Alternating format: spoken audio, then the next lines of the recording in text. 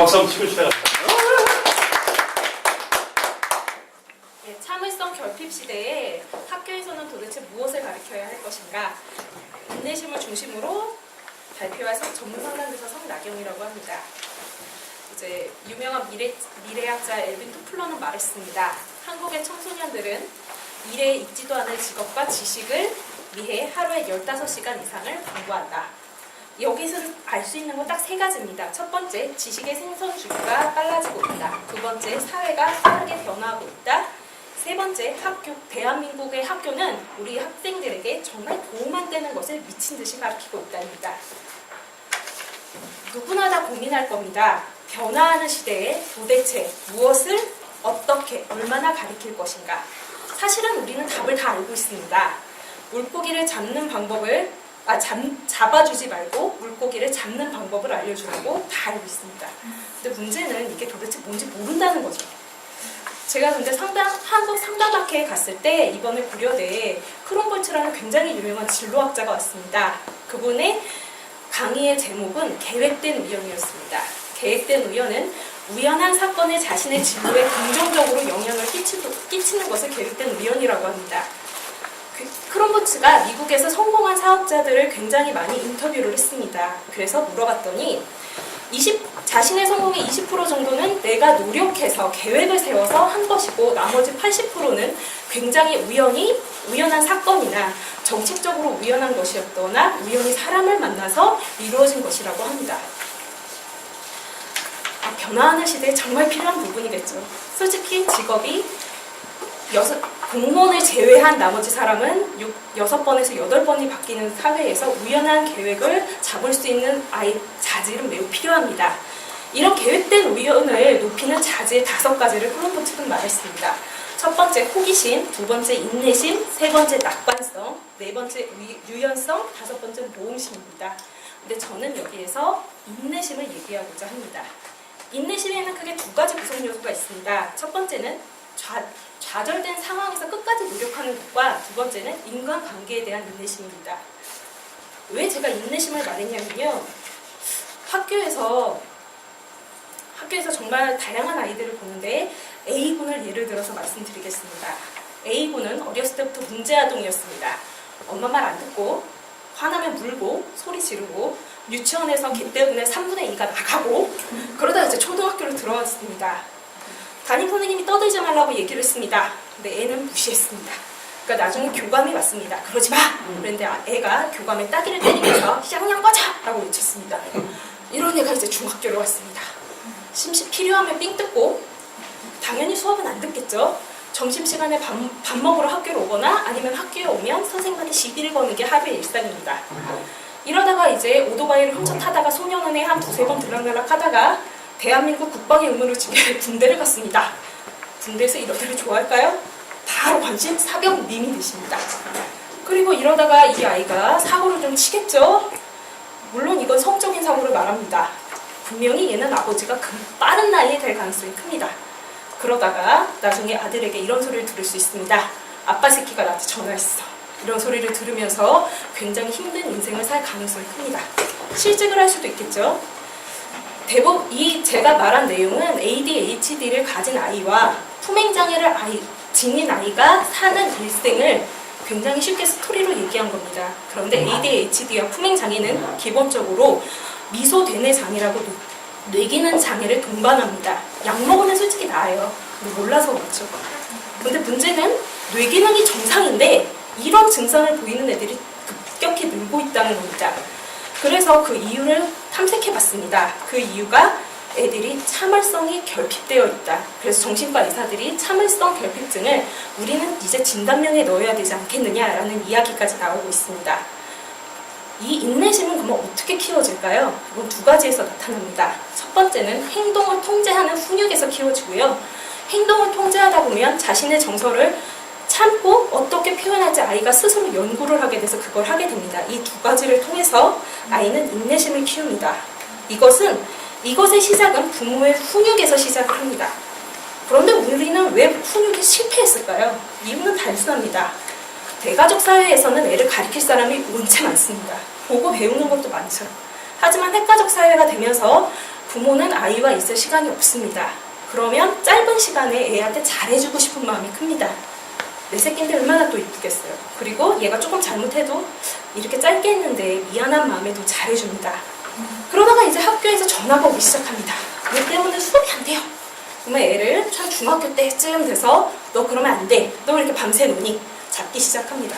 그런데 이때쯤 되면 애들은 힘이 세지죠. 그래서 엄마와 전쟁을 벌이고 가출을 감행합니다. 뭐 엄마는 애가 나가지 말라고 또 절절매면서 이 사태를 악화시킵니다. 솔직히 인내심을 키워주기 위해서는 부모 교육을 하는 게 제일 빠릅니다만 불가능합니다. 뭐 노동법도 안 지키는 우리나라에서 이런 걸 시켜줄 리가 없죠. 그렇기 때문에 교육 정책에서 이것을 키워줄 수 있도록 방법을 방안하는 것이 필요하다고 봅니다. 그래서 제가 인내심을 높이는 돈 안 들어가는 정책과 돈이 좀 많이 들어가는 정책을 나눠봤습니다. 돈이 좀 안 들어가는 정책은 크게 5가지인데 첫 번째는 누리과정의 확대입니다. 현재 3에서 5세까지 친사회 교육을 실시하고 있는데 2년 동안 애들이 배워봤자 습관이 되지 않습니다. 이런 거는 발달 과정에 맞춰서 13세까지 초등학교 전 과정은 이걸 가르칠 필요가 있습니다. 여기에는 무엇이 들어가냐면요. 첫 번째는 다른 사람의 이야기 듣는 것, 관심 기울이는 표정, 거절하는 거, 부탁하는 거, 나를 소개하는 거, 뭐 준비물 챙겨오는 것까지 해서 모든 것이 들어갑니다. 이것을 초등학교 때까지 학교에서 시키면 집에서 설령 개판을 친다 하더라도 밖에서 나와서는 아마 할 가능성이 큽니다. 두 번째로 이게 사실은 나만 지킨다고 되는 게 아니라 내 자식들한테도 시켜줘야 됩니다. 그렇기 때문에 중학교 때는 이성교제를 좀 가르쳤으면 좋겠습니다. 막는다고 안 사귈 것도 아니고 전 불안해서 미치겠습니다. 그리고 고등학교 때는 부모 교육을 좀 시켰으면 좋겠습니다. 미국에서는 아이 인형을 2주일 동안 돌보게 한다고 합니다. 그래서 이 아이가 막 우는데 거기에 맞춰서 뭐 우유 칩을 꽂는다든지 재우기 칩, 놀아주기 칩을 꽂아야지 애가 울음을 멈춘다고 합니다. 그런 거 하면 아마 애들이 사고를 들치고 아마 인내심이 엄청 늘어날 것 같습니다. 그런데 참기만 한다고 이게 되진 않습니다. 자, 정서를 참으면 폭발하게 되죠. 정서를 인식하고 표현하는 것도 가르쳐야 됩니다. 정서 인식에 가장 좋은 건 예술 교육입니다. 예체능으로 정서를 인식하고 표현하는 데 도움을 줘야 되는데요. 체육은 심리 운동, 미술은 미술 치료, 음악은 음악 치료적인 접근을 융합을 해서 좀 아이들한테 가르쳤으면 좋겠습니다. 뭐 어차피 사범대에서 다 배우고 나오는 거니까 그렇게 돈은 많이 안 들어갈 것 같습니다. 정서 표현은 인간의 대부분의 의사소통은 결국은 언어입니다. 제가 강조하고자 싶은 건 국어 교육에서 말하기와 듣기를 좀 강화했으면 좋겠다는 겁니다. 아이들이 참 말할 때 욕을 많이 합니다. 그 이유는 어떻게 말해야 될지 훈련받지 않았기 때문입니다. 비폭력 대화라고 해서 나의 감정과 타인의 감정을 상하지 않게 하면서 나를 주장하는 그런 대화법이 참으로 많습니다. 이런 걸 국어 교과에 도입을 해서 애들한테 가르친다면 집에서도 덜 싸우고 애들끼리도 덜 싸우고 선생님과도 안 싸울 겁니다. 전 생활지도부에서 늘 선생님과 아이가 소리 지르면서 싸우는 거 매일 보고 삽니다. 듣기 강화는요. 아이들은 남과 얘기하면서 이렇게 우린 기본적으로 남이랑 얘기하면 이렇게 아 그래? 응? 막 이렇게 하고 나 잘 듣고 있어 이런 것도 얘기를 해주죠. 근데 요즘 애들은 스마트폰 게임을 하면서 말해 이러고 있습니다. 상대방은 화납니다. 그리고 전현이 나를 무시하나? 이러면서 뒷담을 까면서 서로 이제 앙숙이 되고 서로 음모를 꾸미고 막장 드라마의 한 편을 찍고 있습니다. 남자애들은 때리죠. 깔끔합니다. 자, 이렇게 해서 정서를 인식하고 표현하는 것도 좀 가르쳤으면 좋겠고요. 그 다음에 이거를 배우기만 한다고 되진 않습니다. 실생활에 적용을 하려면 협력학습이 필요합니다. 이러려면 공부의 난이도를 좀 낮출 필요가 있습니다. 협력을 하려면 시간이 필요합니다. 사람이 만나려면 돈과 시간과 노력이 필요하죠. 시간이 아이들에게 절대적으로 없기 때문에 난이도와 공부의 양 자체를 파격적으로 줄일 필요가 있습니다. 제가 말해보자 하는 거는 과목 수를 줄이는 것이 아니라 난이도와 양을 낮추자는 겁니다. 애들이 그렇게 많은 걸 배울 필요가 있을까요? 전 그건 아니라고 봅니다. 그리고 이렇게 협력학습이 되려면 평가가 바뀌어야 되는데 절대평가와 수행평가, 다면평가로 바뀌어야 됩니다. 이거 그런데 사회 구조가 바뀌지 않는 한 아마 어려울 것이기 때문에 교육 정책 하나로는 힘들 것 같습니다. 여기서 좀 돈 들어가는 정책을 얘기하겠습니다. 안 될 것 같긴 해요. 첫 번째는 뭐냐면 과밀학고 태소입니다. 협력학습을 하든 뭘 하든 중요한 건 애들이 좀 적어야지 이걸 평가할 수가 있는데 저희 학교는 한 교실에 40명이 있습니다. 근데 저기 전라도나 마산이나 경남으로 내려오면 한 교실에 25명이라고 그러더라고요. 얘네들이 단결이 잘 되는 이유가 있었던 겁니다. 그렇기 때문에 이런 게 필요하고 또 하나는 교사들이 이걸 할 수 있어야 된다는 게 중요합니다. 교사들도 좌절 인내력이 매우 낮습니다. 거기다 경험도 짧죠. 저는 교사가 되기 전에 직업이 6가지였습니다. 그러다 보니까 애들이 거기다 좀 서비스업을 했었기 때문에 애들이 참 이상한 소리를 해도 시간이 그려려니 하고 흘려 넘기는 게 있지만 선생님들은 아닙니다. 고등학교 때 공부를 잘해서 스트레이트로 사범대를 가서 스트레이트로 임용에 합격해서 들어오신 분들이 이 애들이 그렇게 이상한 짓을 하는 걸 이해할 수는 없을 겁니다. 그래서 교대에서 이미 20년 전부터 주구장창 주장했던 게 있습니다. 약대처럼 2년 동안은 교양을 듣게 하고 약대 시험처럼 그러니까 대학교 2학년에서 3학년 올라갈 때 사범대 시험을 봐서 거기에 합격한 애들이 교사를 만들자. 그럼 다양한 인력이 들어오지 않겠느냐라는 전제에서 이걸 했고요.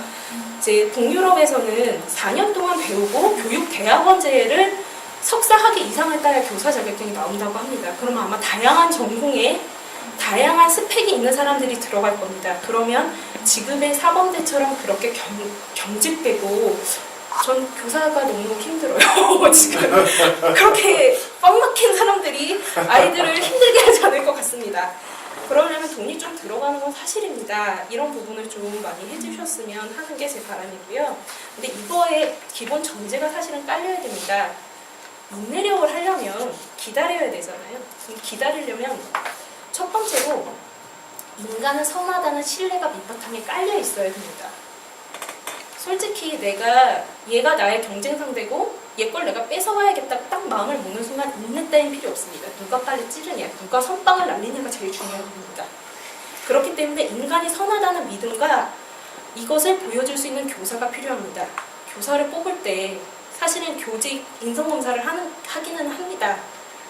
그럼에도 불구하고 저희 학교에 어떠한 선생님은 급식실에 영양사가 독을 탄 것 같아. 이럴 수가 없어요. 이렇게 이상하신 분이 계십니다.